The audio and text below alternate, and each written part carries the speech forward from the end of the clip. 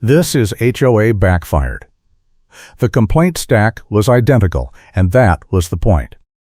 "You are on camera now," Courtney shouted, and I turned to see her standing at the edge of my driveway with that tiny body camera clipped to her jacket like she was about to arrest me.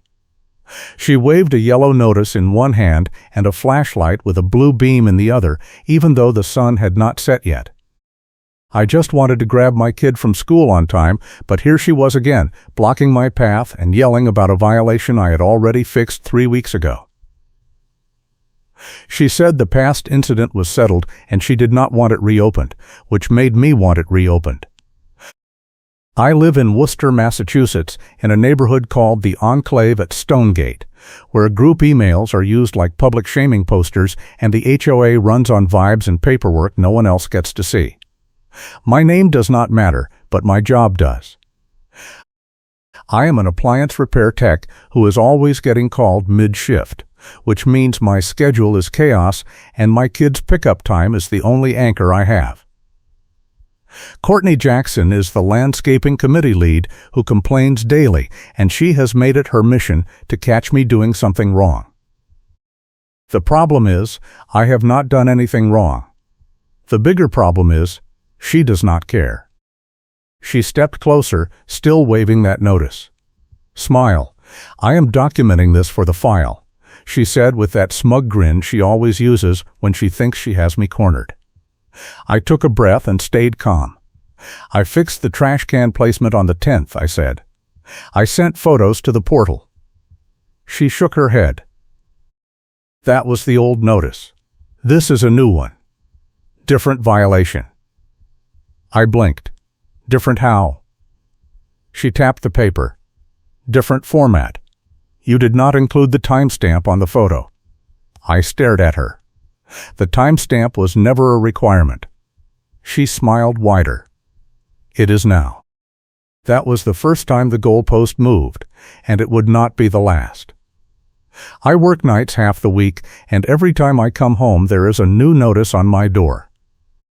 Courtney patrols the neighborhood at dusk with that blue flashlight, writing down every bin that is 2 inches off the curb, every hedge that is 1 day overdue for trimming, every car that parks facing the wrong direction. She does not do this to everyone. She does it to me. And when I try to comply, she changes the rules.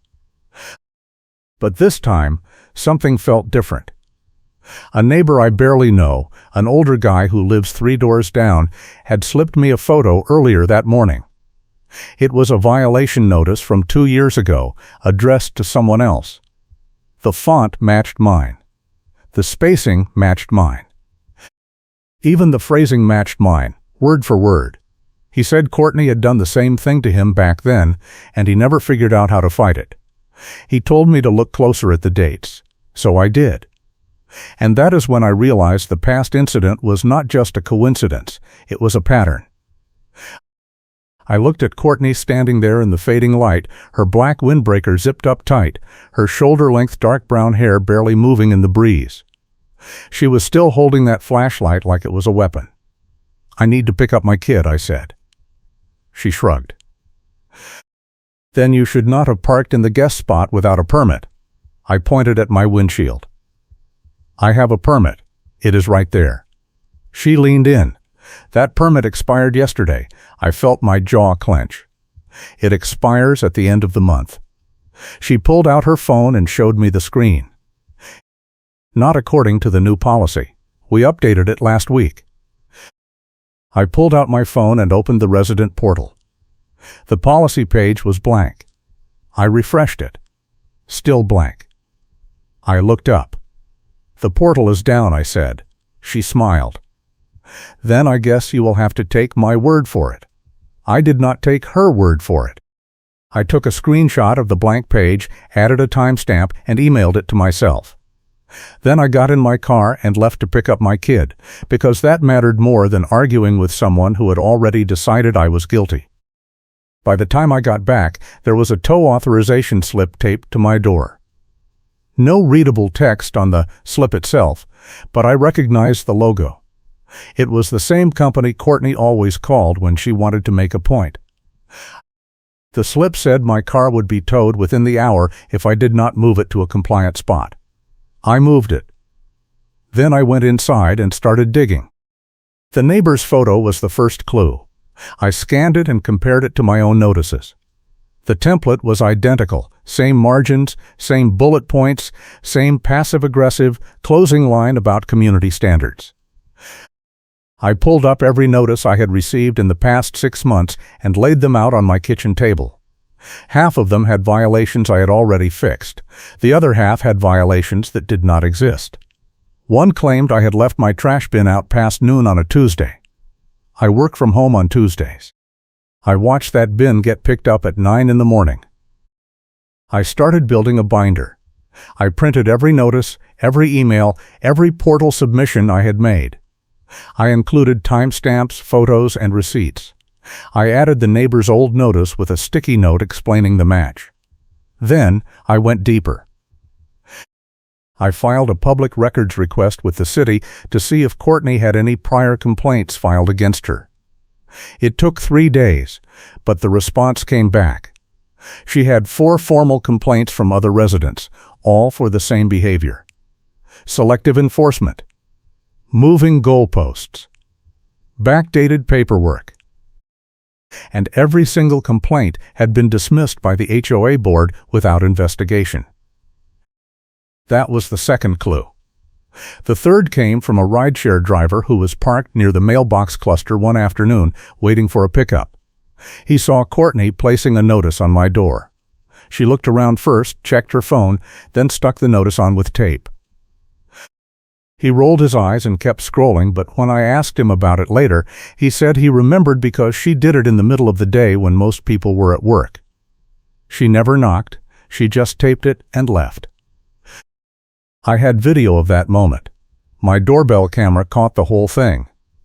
Courtney claimed she had knocked and waited, but the timestamp showed she was there for 8 seconds. 8 seconds. She taped the notice, turned around, and walked away. I saved that video in 3 places and added it to the binder. But I did not play my hand yet. I acted like I was backing down, because timing was the whole weapon. Courtney loved to escalate, and I needed her to feel safe enough to do it again. So I sent a polite email to the management company asking for clarification on the permit policy.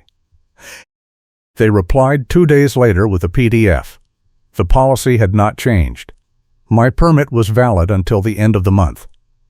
I printed that email and added it to the binder. Courtney did not know I had it. She kept pushing. A week later, she sent a mass email to the neighborhood group claiming I had been parking illegally for months and ignoring repeated warnings. She included a photo of my car in the guest spot, cropped so you could not see the permit on my windshield. She said I was setting a bad example and that the board was considering daily fines starting the next week. The email had 17 replies within an hour, most of them agreeing with her. A few people defended me, but they got shouted down. I did not reply to the email. I forwarded it to the management company with a note. The photo is cropped. My permit is visible in the full version. Please correct the record. They did not respond. 2 days later, Courtney showed up at my door again with a new notice. This one said I had failed to provide proof of compliance in the required format. I asked what format. She said certified mail. I asked where that requirement was written. She said it was in the updated rulebook. I asked to see the updated rulebook. She said it was only available to board members. That was when I realized the twist. The management company had 2 versions of the rulebook. Residents only saw the public version, which was vague and outdated. The board had a private version with stricter rules and shorter deadlines, and they used it to justify whatever they wanted. I found this out from a gate vendor technician who came to fix the entrance keypad one afternoon. He mentioned that the board had asked him to pull access logs for specific residents without telling them. He thought it was weird, but he did it because they paid him. I asked if he still had those logs. He said he kept everything. I asked if he could explain them to me in plain English. He said sure. We sat in his truck for 20 minutes while he showed me how the logs worked. Every time someone used the gate, the system recorded the time, the code, and the resident. Courtney had pulled my logs 3 times in the past 2 months. She was using them to track when I left and when I came back so she could time her patrols. She was also using them to check if I had guests, because guest codes showed up separately. The vendor said it was legal technically, but it felt like stalking. I agreed. I asked him to email me a copy of the access policy. He did. The policy said logs could only be pulled for security investigations or maintenance issues. Courtney was not investigating security. She was investigating me. That was the 4th clue, and it connected everything. The backdated notices, the cropped photos, the moving goalposts. She was not enforcing rules. She was manufacturing violations. I added the gate logs to the binder. Then I went back to the public records response. One of the prior complaints against Courtney included a detailed timeline of how she had used vendor access to pressure another resident into selling their unit. The resident claimed Courtney had coordinated with a tow company to impound their car during a family emergency, then blamed it on a paperwork mix-up. The complaint was dismissed because the board said there was no proof. But I had proof now. The gate logs showed Courtney had accessed that resident's entry records the same week the car was towed. I called the tow company. I asked if they kept records of authorization requests. The dispatcher said they did, but they only released them with a subpoena or a signed waiver from the property owner. I did not have a subpoena, but I had something better. I had a copy of the tow authorization slip Courtney had left on my door, and it had a blank description line. No VIN, no license plate, no unit number, just a blank line and a signature. I scanned it and emailed it to the dispatcher with a polite question. How do you authorize a tow without a vehicle description? He called me back an hour later. He said they could not authorize a tow without a vehicle description, and if someone had submitted a blank form, that was fraud. He said he would look into it. 2 days later, Courtney tried to tow my car again. I was at work when my neighbor texted me a photo. A tow truck was backing into my spot, and Courtney was standing next to it with her clipboard. I called the tow company. The same dispatcher answered. He said he had flagged my address and told his drivers not to proceed without verifying the authorization in person. He said if Courtney was there, his driver would ask her to show the signed form with the vehicle description. I stayed on the line. The dispatcher put me on hold. I heard radio chatter in the background. Then he came back.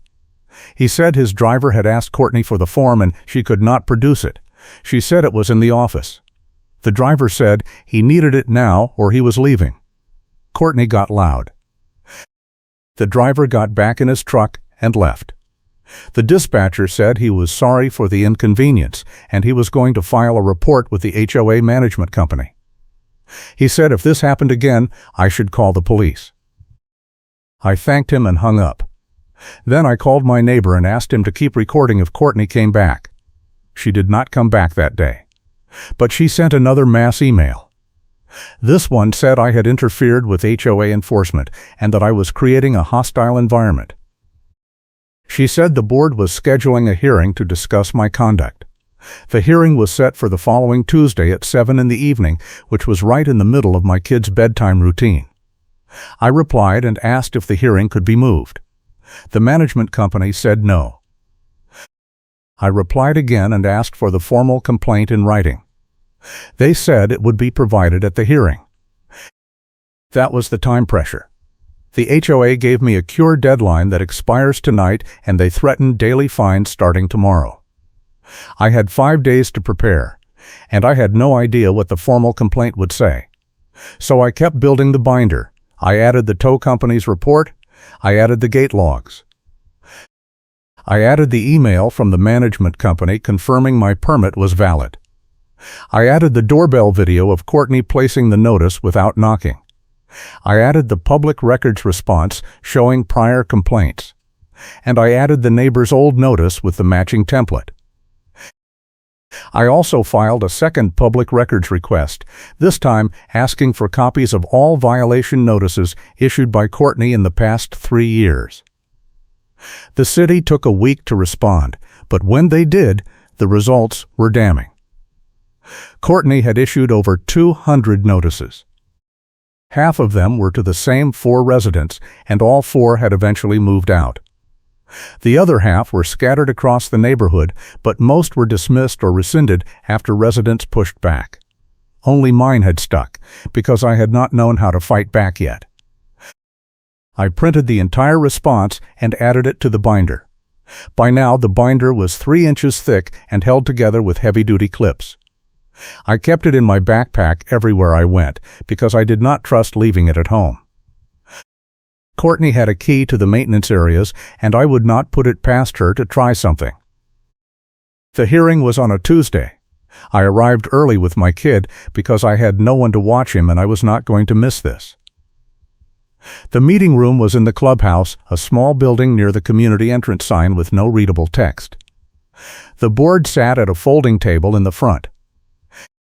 Courtney sat in the first row with her clipboard and her body camera. There were about 15 other residents scattered around the room, most of them looking bored or annoyed. A few looked curious. The board president, a middle-aged man with a tie that was too short, called the meeting to order. He said the first item was a conduct hearing for me. He asked Courtney to present the complaint. She stood up and walked to the front. She had a printed packet, maybe 10 pages, and she laid it on the table with a flourish. She said I had been parking illegally for 6 months, ignoring repeated warnings, interfering with enforcement, and creating a hostile environment by filing frivolous complaints. She said I had harassed vendors, wasted board time, and set a bad example for the community. She said the board should fine me $500 and suspend my parking privileges for 90 days. She did not mention the blank tow authorization. She did not mention the cropped photo. She did not mention the doorbell video. She did not mention the gate logs. She acted like none of it existed, because she thought I did not have proof. I sat in my chair and waited. The board president asked if I wanted to respond. I said yes. I stood up and walked to the front with my binder. I set it on the table next to Courtney's packet. It was 3 times as thick. The room got quiet. I opened the binder to the first page. It was the neighbor's old notice. I held it up so everyone could see. This is a violation notice from 2 years ago issued to another resident. I flipped to the next page. This is one of my notices from last month. I laid them side by side. The font is identical. The spacing is identical. The phrasing is identical. I let that sit for a second. Then I flipped to the next section. These are all the notices I have received in the past 6 months. Half of them are for violations I already fixed. The other half are for violations that never happened. Courtney interrupted. That is not true. I looked at her. I have timestamps. I have photos. I have portal submissions. She crossed her arms. The portal was down. I nodded. Yes, it was, and I have a screenshot of the blank page with a timestamp. I pulled it out and handed it to the board president. He looked at it. He looked at Courtney. She did not say anything. I kept going. I flipped to the doorbell video stills. This is Courtney placing a notice on my door. She claimed she knocked and waited. The video shows she was there for 8 seconds. I handed the stills to the board president. He passed them down the table. One of the board members, a woman with reading glasses, squinted at the images. She looked at Courtney. Did you knock? Courtney hesitated. I may have knocked lightly. The board member raised an eyebrow. For 8 seconds? Courtney did not answer. I flipped to the next section. This is the access log from the front gate. Courtney pulled my entry records 3 times in the past 2 months. The policy says logs can only be pulled for security investigations. I looked at the board president. Was there a security investigation?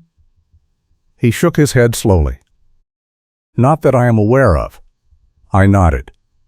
Then this was inappropriate. I handed him the access policy. He read it. He did not look happy.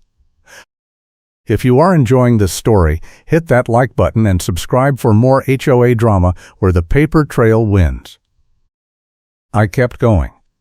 This is a mass email Courtney sent to the neighborhood group. She claimed I had been parking illegally for months. She included a cropped photo. I flipped to the full version. Here is the full photo. My permit is clearly visible. She cropped it out. I handed both versions to the board president. He looked at them. He looked at Courtney. She shifted in her seat. That was an oversight. I shook my head. An oversight would be a mistake. This was intentional. She cropped the permit and sent it to 100 people to shame me publicly. That is not an oversight. That is defamation. The room was silent. I flipped to the next section. This is the tow authorization slip Courtney left on my door. I held it up. The vehicle description line is blank. No VIN, no license plate, no unit number, just a blank line. I called the tow company. They said they cannot authorize a tow without a vehicle description. They said submitting a blank form is fraud. I handed the slip to the board president. He stared at it. He looked at Courtney. She did not say anything. I flipped to the final section. This is a public records response. It shows 4 prior complaints filed against Courtney for selective enforcement, moving goalposts, and backdated paperwork. All 4 complaints were dismissed without investigation. I laid the response on the table. One of those complaints included a claim that Courtney used vendor access to tow a resident's car during a family emergency. I looked at the board president. The gate logs confirm Courtney accessed that resident's records the same week. I handed him the logs. He read them. His jaw tightened. I closed the binder. I have more, but I think this is enough. Courtney has been running the same scam for years. She manufactures violations, moves goalposts, and uses vendor access to harass residents until they give up or move out. She did it to my neighbor 2 years ago. She did it to 4 other residents before that. And she has been doing it to me for 6 months. The only difference is, I did not give up. I built a paper trail. And now, you have to decide what to do about it. The board president looked at Courtney. Do you have anything to say? She stood up. Her face was red. I do not need proof. I have paperwork and vibes. The room erupted. Someone in the back laughed. Another person shouted, "That is not how this works." The board member with the reading glasses shook her head. That is absolutely not how this works. The board president held up his hand. Everyone be quiet. He looked at Courtney. Sit down. She sat. He turned to me. We need to review this. Can you leave the binder with us? I shook my head. I can leave copies. The originals stay with me. He nodded. That is fine. I pulled out a folder with copies of the key documents and handed it to him. Then I sat down. My kid tugged on my sleeve. Are we leaving? I said not yet. The board went into a closed session. Courtney stayed in her seat, fuming. The other residents started whispering. A woman 2 rows behind me leaned forward. Is all that true? I nodded. She whistled. Holy crap. Another guy across the aisle said, I got one of those notices last year. Same template. I turned to look at him. He held up his phone. I still have it. You want a copy? I said yes. The board came back 15 minutes later. The president looked exhausted. He said they had reviewed the evidence, and they were suspending Courtney from the landscaping committee pending a full investigation. He said they were rescinding all my fines and violations. He said they were going to send a written correction to the neighborhood group, and he said they were going to revise the hearing process so that residents could not be railroaded without notice or evidence. Courtney stood up. "This is ridiculous. You are letting him bully you." The board president cut her off. "Courtney, you submitted a blank tow authorization. You cropped a photo to defame a resident. You pulled access logs without cause. You have 4 prior complaints for the same behavior. This is not bullying. This is accountability. Sit down or leave." She left. She grabbed her clipboard and stormed out, slamming the door behind her. The room stayed quiet for a second. Then someone in the back started clapping. A few others joined in. I did not clap. I just sat there with my binder on my lap and my kid leaning against my shoulder, trying to process what had just happened. But I was not done yet. The board had agreed to send a written correction, but I wanted to make sure it actually happened. So I emailed the management company the next morning and asked for a timeline. They said it would go out within a week. I said that was not good enough. I said if they did not send it within 72 hours, I would file a formal complaint with the state HOA Oversight Board and CC every resident in the neighborhood. They sent it within 48 hours. The correction was 2 paragraphs. It said the previous email contained inaccurate information, that my parking was compliant, and that the board had rescinded all related fines. It did not name Courtney, but everyone knew who had sent the original email. The replies started within minutes. Most were supportive. A few were shocked. One person said, "I knew something was off about her." Another said, "This explains a lot." Courtney tried to spin it. She replied to the correction with a long email claiming the board had caved to pressure and that I had manipulated the process. She said she stood by her original assessment and that residents should be vigilant about parking violations. The management company removed her reply within an hour and sent a follow-up note saying further emails about the matter would be considered harassment. Courtney did not reply again. But the real payoff came a week later. The board held a special meeting to discuss the rule changes. They announced that all future hearings would require written notice at least 10 days in advance, that residents would receive a copy of the formal complaint before the hearing, and that all evidence had to be submitted to both the board and the resident at least 72 hours prior. They also announced that vendor access logs could only be pulled with board approval and written justification. And they announced that any board member or committee lead found to have abused their position would be removed immediately, no appeals. The board member with the reading glasses added one more thing. She said they had reviewed Courtney's complaint history and found a pattern of selective enforcement. She said the board was recommending that Courtney step down from the landscaping committee permanently. She said if Courtney refused, the board would hold a recall vote. Courtney was sitting in the front row again. She stood up.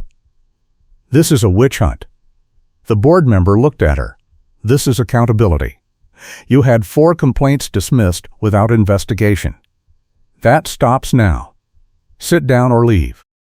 Courtney left again. This time, she did not come back. The board took a vote. The rule changes passed unanimously. The recommendation for Courtney to step down passed 4-1. The one dissenting vote was from a board member who lived on Courtney Street and had always backed her. He resigned 2 weeks later after residents started asking questions about his own complaint record. The investigation took another month. The management company brought in an outside auditor to review Courtney's complaint records, access logs, and vendor authorizations. The auditor found 17 violations of HOA policy, including 6 instances of backdated paperwork, 4 instances of unauthorized vendor requests, and 3 instances of falsified compliance reports. The auditor recommended that Courtney be permanently banned from serving on any HOA committee and that the board implement a formal oversight process for all future enforcement actions. The board accepted the recommendations. Courtney was banned. The oversight process was implemented. And the board sent a second written correction to the entire neighborhood, this time detailing the findings and apologizing for the lack of oversight. The apology was short and formal, but it was in writing, and that mattered. I got a separate letter a week later. It was from the board president. He said the board was issuing me a fine waiver in writing with a firm no-contact directive for Courtney. He said if she approached me, contacted me, or attempted any further enforcement action, I was authorized to call the police and file a restraining order. He said the board would support me fully. I folded the letter and put it in my binder. Then I put the binder on a shelf in my closet, because I did not need it anymore. Courtney tried one more thing. She posted in the neighborhood group a week after the second correction, claiming the auditor had been biased and that the findings were exaggerated. She said she had been doing her job and that residents should not be afraid to enforce standards. The post stayed up for about an hour. Then the group admin removed it and posted a note saying further posts about the matter would result in removal from the group. Courtney did not post again. She sold her unit 3 months later and moved out of state. I heard she joined another HOA board in Arizona. I feel bad for those residents. But here is the thing. The cold case was not just about me. Once the auditors started digging, they found more. They found that Courtney had been working with a landscaping vendor to generate fake violation reports. The vendor would drive through the neighborhood, take photos of hedges and lawns, and send them to Courtney with timestamps. Courtney would use the photos to issue notices, even if the violations had already been fixed. The vendor got a cut of the fines. It was a scam, and it had been running for at least 2 years. The auditor found the invoices. They were buried in the HOA budget under maintenance services, but the descriptions were all blank. Just line items with dollar amounts and vendor codes. No details, no justifications, no work orders. The board had been approving them for years without asking questions. Once the auditor flagged them, the board pulled all the vendor contracts and started reviewing them. They found 3 other vendors with similar arrangements. All of them were terminated. The HOA recovered about $12,000 in fraudulent charges and used it to fund the new oversight process. The funny karma moment came during the final board meeting where they presented the audit findings. Courtney showed up even though she had been banned from committee service. She sat in the back with her clipboard and her stopwatch, timing the speakers like she used to do during landscaping inspections. One of the board members noticed and asked her to stop. She refused. She said she had a right to observe and take notes.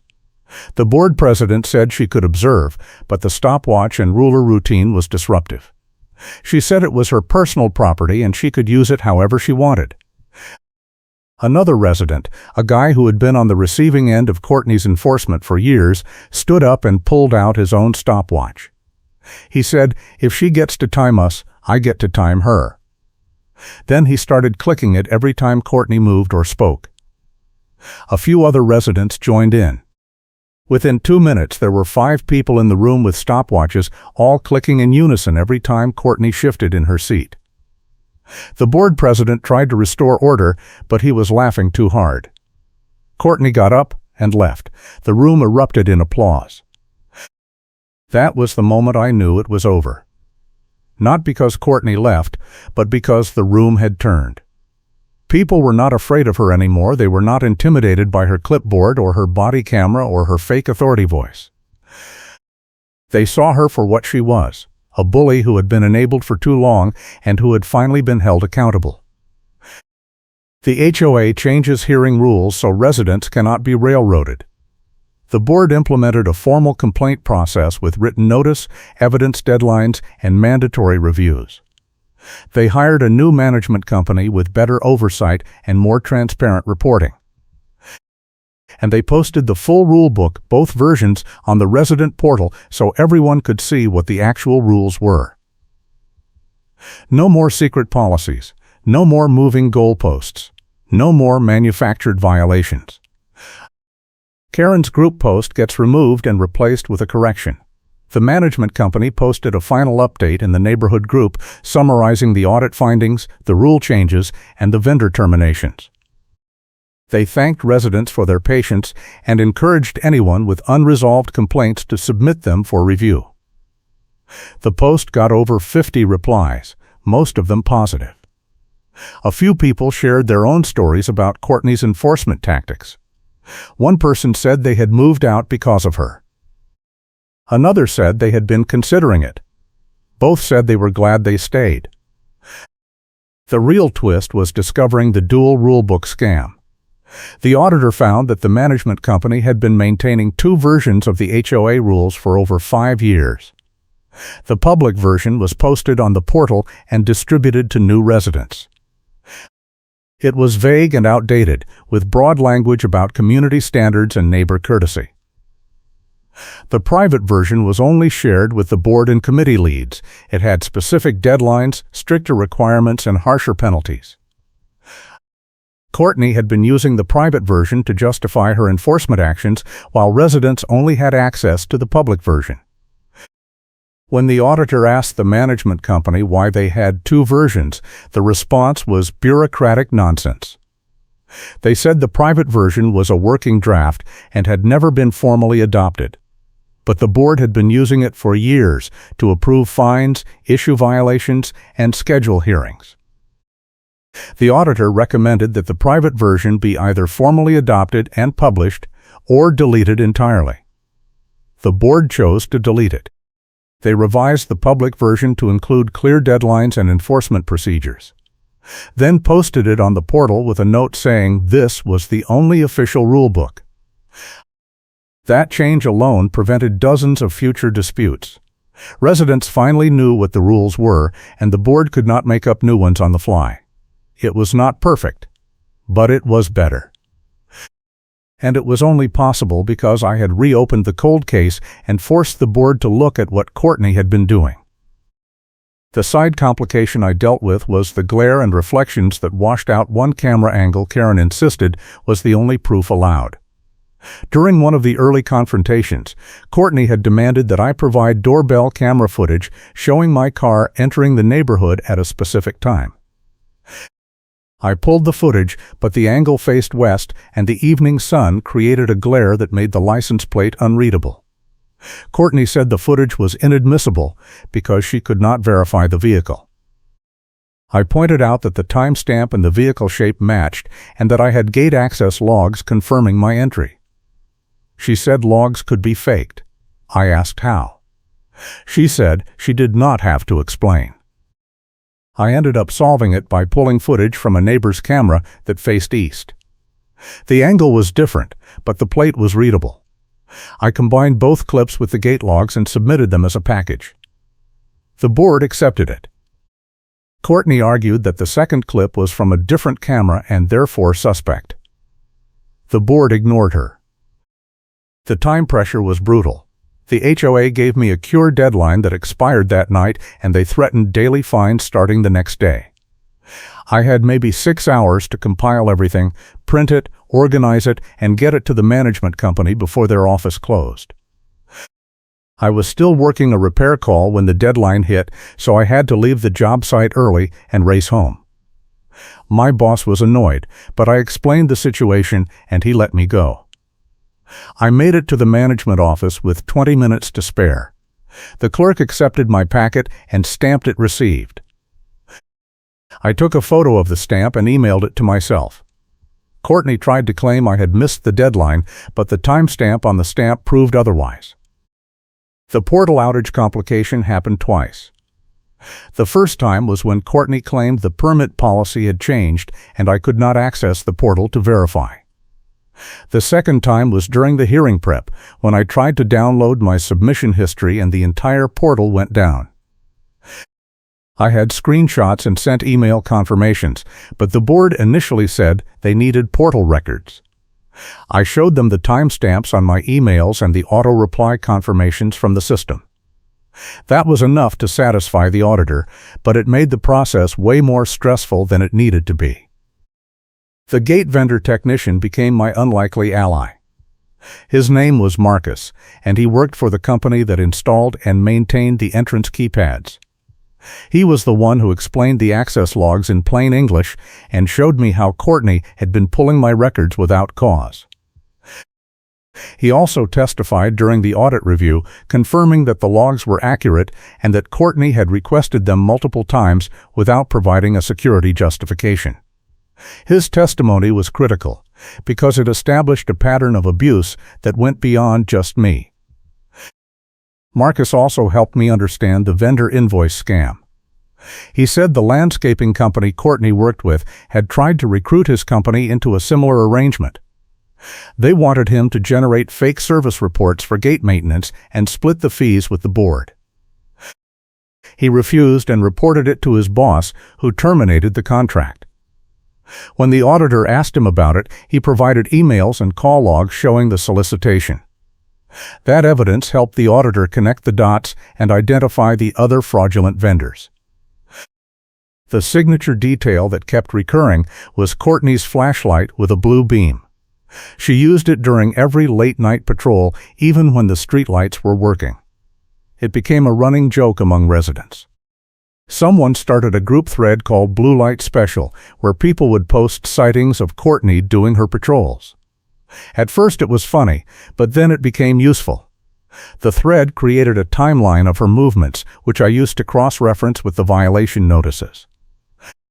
It turned out she was issuing notices during times when she was not even in the neighborhood based on the flashlight sightings. That was another clue that her paperwork was backdated. The trump card I held was the public records response showing prior complaints against Karen for the same behavior. I acted like I was backing down, because timing was the whole weapon. I knew if I played it too early, Courtney would have time to spin it or cover it up. So I waited until the hearing, when the board was already reviewing the evidence and Courtney had committed to her story. Then I dropped it.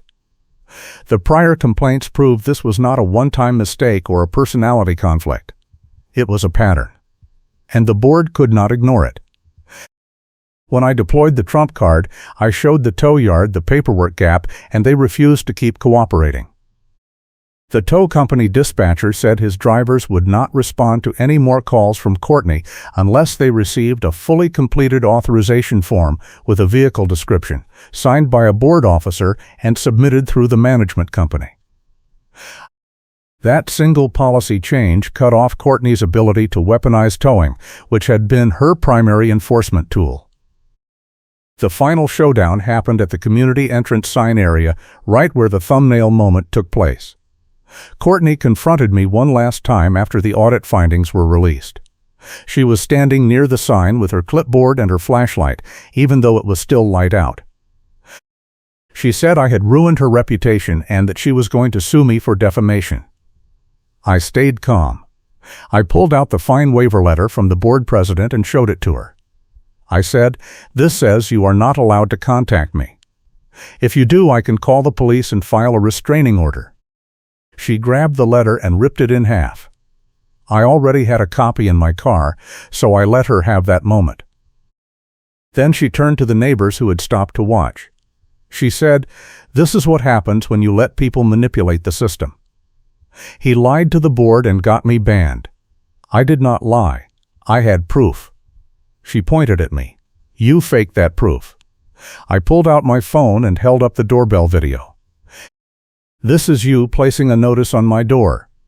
You were there for 8 seconds. You claimed you knocked and waited. That is a lie." She tried to grab my phone. I stepped back. A rideshare driver waiting nearby rolled his eyes and said, "Lady, just stop. You are making it worse." Courtney turned on him. "You do not even live here." He shrugged.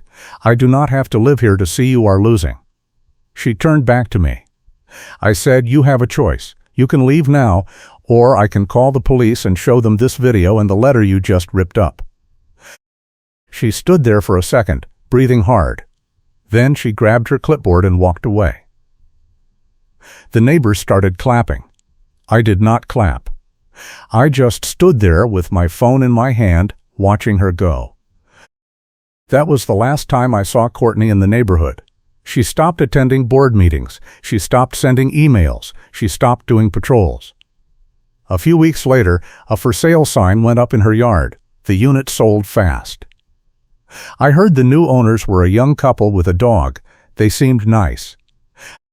They did not get any violation notices. The outcome was exactly what I had fought for. The HOA must mail a written correction to every homeowner and retract the false claims, and they did. The correction was clear and unambiguous. It named the findings, the rule changes, and the consequences. It also included an apology, which was rare for an HOA. While Karen tries to spin it and fails, the board made sure the record was corrected and that residents had the facts. The neighborhood changed after that. People were not afraid to push back anymore. When the board proposed a new landscaping fee, residents asked for a detailed breakdown and a vote. When a new committee lead tried to enforce a rule that was not in the rule book, residents called it out immediately. The culture shifted from fear and compliance to transparency and accountability. It was not perfect, but it was better. I kept the binder on my shelf for a year, just in case. Then I scanned everything and backed it up to 3 different cloud accounts. I did not think I would need it again, but I wanted to have it if someone else in the neighborhood ever faced the same thing. A few people reached out after the audit and asked how I had built my case. I walked them through it. One guy used the same process to fight a bogus landscaping fine and won. Another used it to challenge a towing fee and got it refunded. The paper trail worked, and people were learning how to use it. My kid asked me once why I had spent so much time on the HOA stuff. I said, because it was not just about me. It was about making sure no one else had to deal with it. He said, "Did it work?" I said, "Yeah, I think it did." He nodded and went back to his homework. That was the moment I knew it was worth it. Not because I had won, but because the neighborhood was safer and fairer, and that mattered. The board's rule changes became a model for other HOAs in the area. The management company that replaced the old one started pitching the new process to their other clients. They said it reduced disputes, increased transparency, and made enforcement fairer. I got a thank you email from the board president a year after the audit. He said the changes had saved the HOA over $20,000 in legal fees and complaints. He said residents were happier and the board was less stressed. He thanked me for pushing back. I replied and said, "You are welcome. Just make sure it sticks." It stuck. The new board president, elected a year later, kept the oversight process and added more protections. They implemented a formal appeals process for violations, required video evidence for towing authorizations, and banned backdated paperwork entirely. They also created a resident advisory committee to review all major policy changes before the board voted. It was slow, but it was fair. And that was the point. I still live in the Enclave at Stonegate. My kid is older now, and school pickup is less chaotic. I still get the occasional HOA email, but they are boring now. Maintenance schedules, budget updates, community events, no more shaming emails, no more manufactured violations. No more late-night patrols with a flashlight that had a blue beam. The neighborhood feels normal, which is the best outcome I could have asked for. Courtney never came back. I heard she tried to run for the board in her new HOA in Arizona, but residents there had Googled her name and found posts about the audit. She did not get elected. I do not know what she is doing now, and I do not care. She is not my problem anymore. The cold case is closed. The pattern is broken. The paper trail won. And every time I drive past that community entrance sign, I remember the moment I stood there with my phone in my hand, showing the video to a crowd of neighbors while Courtney ripped up a letter she thought would intimidate me. That moment was the turning point. Not because I was brave or smart, but because I refused to give up. And sometimes, that is enough. If you are dealing with an HOA that is out of control, here is my advice. Start building your paper trail now. Take photos. Save emails. Record timestamps. request records. Know your rights. And do not back down when they try to move the goalposts. Because they will. They always do. But if you have proof, and you are patient, and you are willing to fight, you can win. It is not easy, but it is possible. And it is worth it. The binder is still on my shelf. I do not look at it much anymore, but I know it is there. It is a reminder that accountability matters, that transparency works, and that sometimes the best revenge is just making sure the truth gets told. The HOA wanted me to shut up and go away. Instead, I reopened the cold case, caught the culprit, and forced them to fix the system. That is the outcome I fought for, and that is the outcome I got. The neighborhood is quiet now. The board meetings are boring. The rules are clear. The enforcement is fair. And I can pick up my kid from school without worrying about a tow truck showing up in my driveway or a yellow notice taped to my door. That is all I ever wanted. Not revenge, not drama, not a fight. Just a normal, boring HOA that does its job and leaves people alone. And somehow, against all odds, that is what I got. I appreciate you hanging in there.